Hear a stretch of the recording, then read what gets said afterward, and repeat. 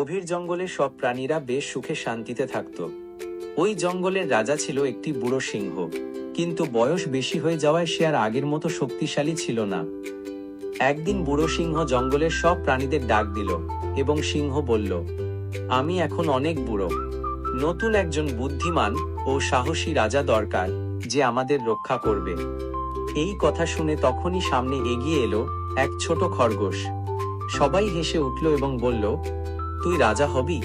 তুই তো অনেক ছোট্ট। খরগোশ শান্তভাবে বলল, রাজা হতে শুধু শক্তি নয়, দরকার বুদ্ধি আর সাহস।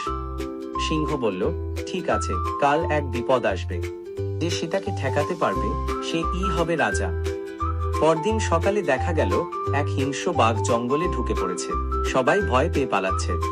সবাই এদিক ওদিক ছুটতে লাগলো, কিন্তু খরগোশ চুপচাপ এক খালের কাছে গিয়ে দাঁড়ালো এবং বাঘকে সে বলল, এই জঙ্গলে আরো একটা বাঘ আছে, সে নিজেকে সবচেয়ে শক্তিশালী বলে।